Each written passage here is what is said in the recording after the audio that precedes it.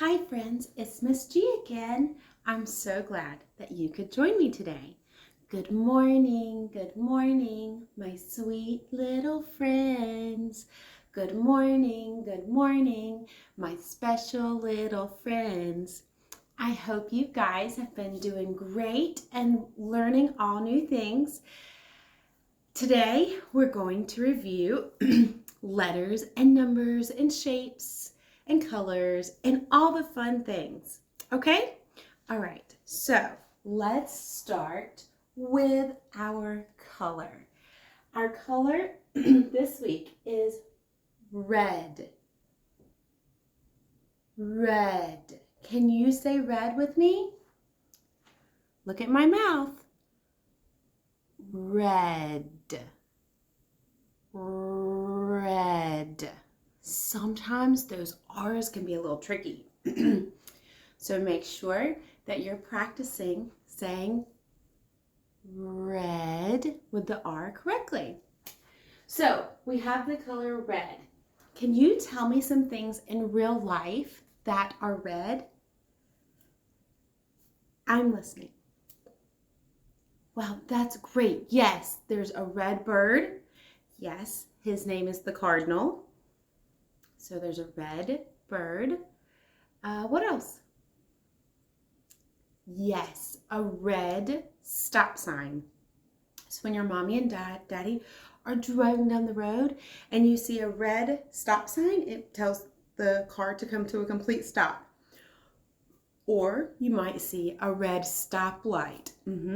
Yeah, good thinking. And that also turns green and yellow. Green means go, but red means stop. Can you think of anything else?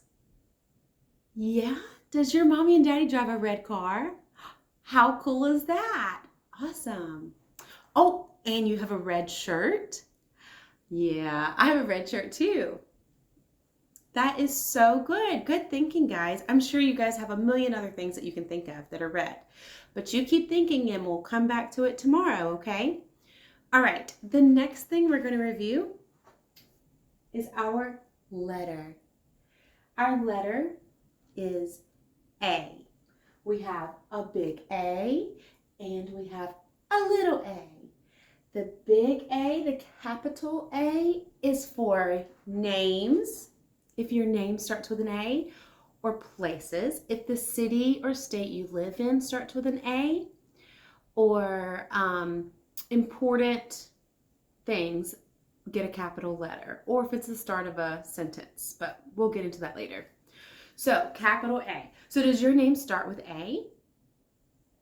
Oh, those are such pretty names. If your name doesn't start with A, can you name a few?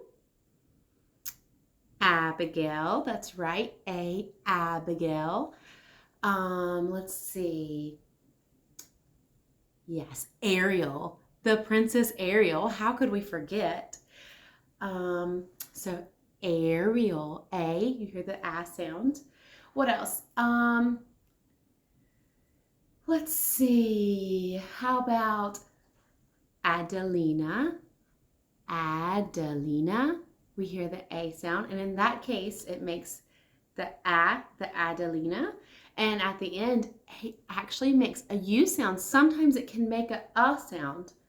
It's a little tricky, but yes, it can make the A sound, the A sound, and an sound.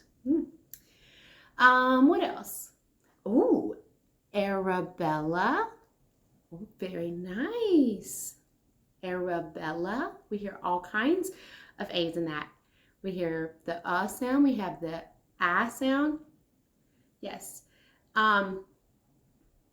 Adeline. Yes. What else? Aaron. Aaron. Yes, we hear the A sound. What else? What other names do you know? Yeah, great. Can you think of words that might start with the A sound?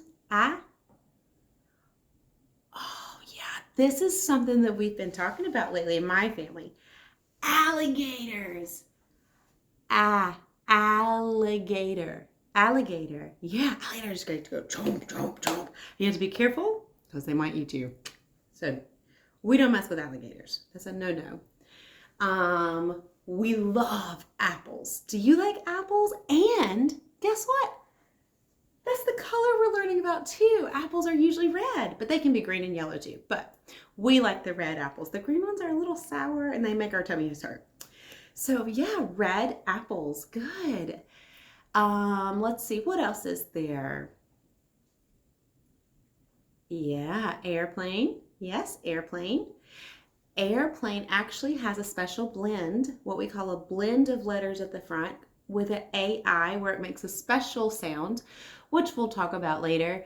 But it does start with A, but it has a special sound with the blend of A and I combined together, and it says airplane. You can kind of hear that A though. Is there anything else you can think of that you love, that you'd like to share that you think starts with the letter A? Yeah? Oh, yes. How could I forget? Applesauce. Of course. We love applesauce around here. It's our favorite. Those little green pouches that you squeeze, those are awesome. Okay, so let's practice writing our capital A and our lowercase a. So A would be capitalized if it was, let's say we lived in Alabama. Alabama. Oh, we hear lots of A's in that one. Alabama, because that's a state. That's a location. Some of you may live in Alabama or Arkansas, places like that. So if you live in a state with the A, or if your name starts with A, it would be capital. So that's what we're going to practice writing. So we're going to start at the bottom. And just to let you know, an A looks like an upside down, well, it looks like a triangle with a point at the top, and it comes together like a triangle. And then we add some extra lines to it. Okay? All right, so we're going to start at the bottom. And we're going to go up to a point to the very top of the line. And then we're going to come back down to the bottom. And then we're going to come across in the middle of that line. And we made a capital A. Yeah. So that's for places or people or special names of things. Okay? Then we have a lowercase a. That's for like the word apple or airplane or just kind of random words that are not necessarily special. It's not the name of it. Like usually airplanes have a name like it just went out of my head. Sprint. No, that's telephones. Spirit, I think, is one. Delta are names of airplane companies. Those would be capitals because that's their name. But an airplane by itself, it's just an airplane. It's nothing too special. So that would have a lowercase a. So we're going to start at our lowercase letters generally are below the dotted line. So we're going to start at this dotted line and make a circle. And then we're going to make a line that goes from the top of that middle line down to the bottom. And that's a lowercase a. Okay, great job, guys. Now, when we're done, you can practice writing your A too. Maybe you have like a tablet where you, it has lines on it and you practice writing. That would be great. Or you might have some paper, some special paper, or maybe your mommy and daddy can draw you just some lines and you can practice on just random paper. That works too. All right, next we're going to talk about our numbers. And this is our number. What number is it? Yes, 0. Good job. How much is 0 worth? What's the value? Yeah, nothing. If you have 0, it means you have nothing, which it can be a good thing or it could be a bad thing. So if I have 0, let's see, what's something good that I could have 0 of? If I have 0 bugs in my house, I'd say that's a good thing, right? I don't want bugs, okay? Especially when I'm sleeping. No bugs. Right? Can you think of something else that's good that you would want 0 of? Yeah. I got in trouble 0 times today. That's always great, right? When you have a good day and you don't get in trouble or you don't have to be told not to do something and you just did the right thing all day. Yeah, high five to you. That's hard. Okay, so 0 is, it means we have nothing. So in our 10 frame,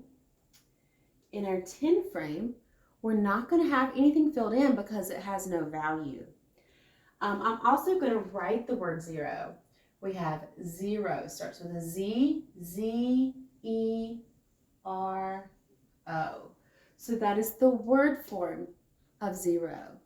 So 0 as a number, 0 as the word form, and this represents it as on our 10 frame.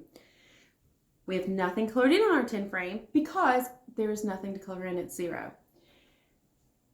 Now, I'm going to stretch your brain a little bit because you guys seem really smart, and I think you can handle it because you're so smart, right? Yeah? Yeah, you can handle hard things, right? Yeah. So, 0. I'm going to tell you a story, and we're going to write what we call an equation or an expression to match that. Okay, so my story goes. I had 0 bugs in my house when I went to bed last night. So I'm going to start with 0.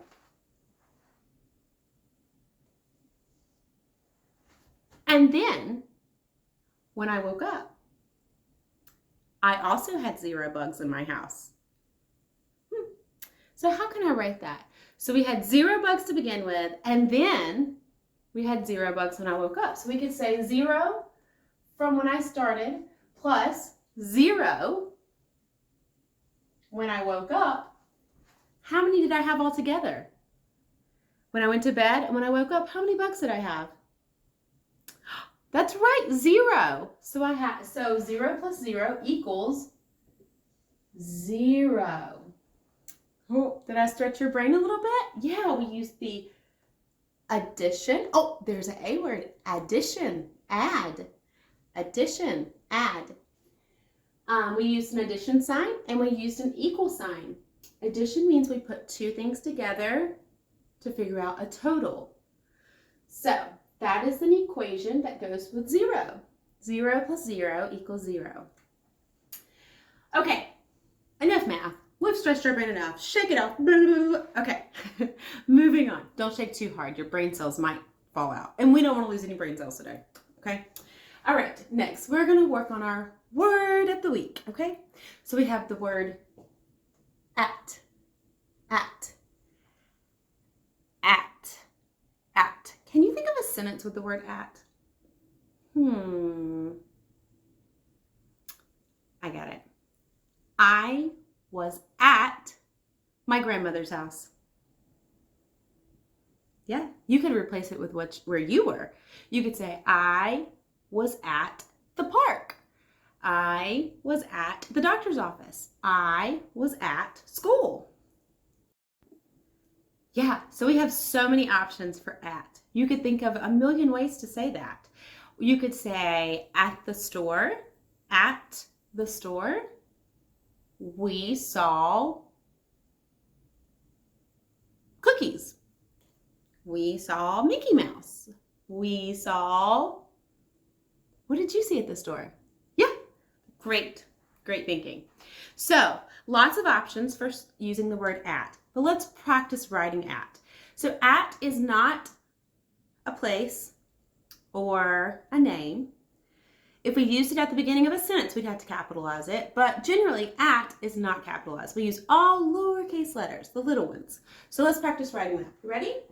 So we have at. We're going to start with A. We're going to make a circle starting at the dotted line and coming around, and then we're going to make a line to come back down. So we have a little A, then we're going to make a T, a lowercase t. We're going to start at the top and come all the way down to the bottom, and then we're going to make it cross right in the middle. At. At. Let's see. Can you see that good? Let me see if I can move things a little bit so you can see just a little bit better. There we go. Okay. Next, we're going to talk about shapes. Who remembers what this shape is? Yeah, it's a circle. A circle. And what can you tell me about a circle? What characteristics does it have? How do we define a circle? Right, it has no corners or no vertices, and it has no lines. It goes infinitely around. And we measure it by finding its diameter. But we'll talk about that later. I don't want to stretch your brain too much today. So we have a circle. A circle. Can you think of things in your house that are circles? Yes. Oh, you have a clock? Yes, a lot of clocks are circles. What else is a circle? Yeah. Yeah, you have placemats on your table that are circles? Yeah, we do too. We have circle placemats. In fact, I can hold one up. Would you like to see it? Yes, we have a circle placemat. Yeah. What else can you think of? Oh, yeah, good thinking, good eye. So the top of a candle holder is a circle? Yeah, I bet your mom has lots of those. Oh, your cup that you drink out of has the top and the bottom are circles? Yeah, good job.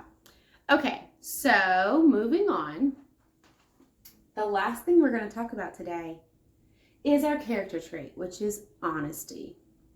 Now, honesty is when you tell the truth about something that happened. And telling the truth is sometimes super easy. You love to tell the truth, especially when you're getting somebody else in trouble. You always want to tell exactly what happened. But if it's you that did the wrong thing, it's not always fun to tell the truth. But it's important that you tell the truth so that you have integrity. Okay, so I'm going to tell you a story about honesty. And this story has a little boy and a little girl. Their names are Mike and Molly. And they go and visit their grandparents' house for the summer, for a couple weeks in the summer. And their grandparents live on a farm. How fun, right? So, Mike is out practicing hitting his baseball. He has a baseball and a bat, and he's practicing hitting his baseball so he can get better.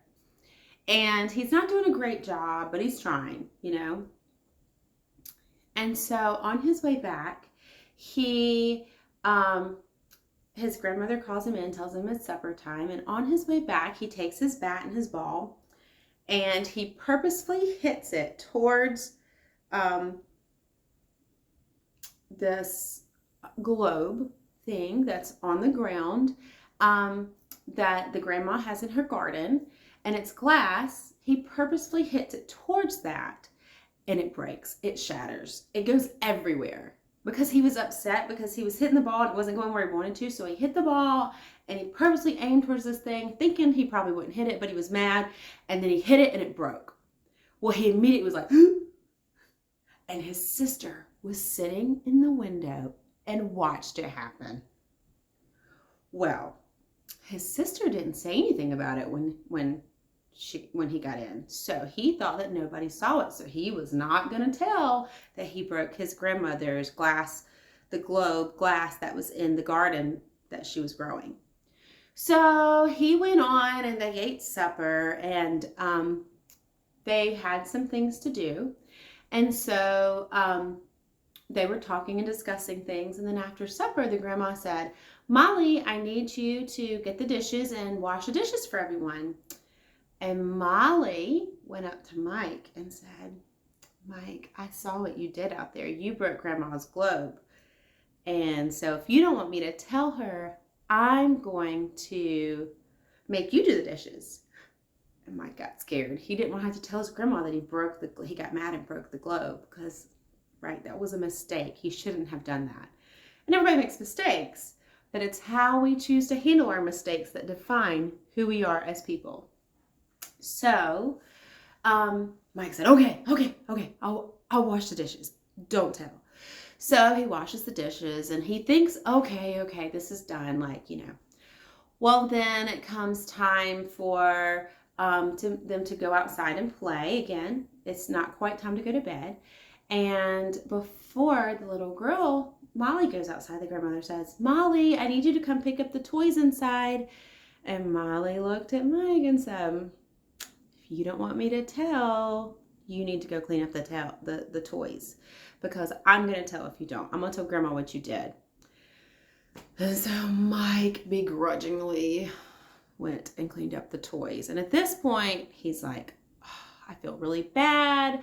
I did something wrong. I probably should have told grandmother about this. I should have just told her I was sorry and was honest about it, and not kept it from her, because that's dishonest. So he finally decides to go tell the grandmother. And he says, I'm so sorry. I got upset and I hit my ball towards your glass globe in the garden, and it broke and it shattered, and I just left it and I didn't come tell you, and I'm very sorry. I should have cleaned it up. I should have came and told you, and I shouldn't have done that to begin with. And the grandmother said, I forgive you, Mike.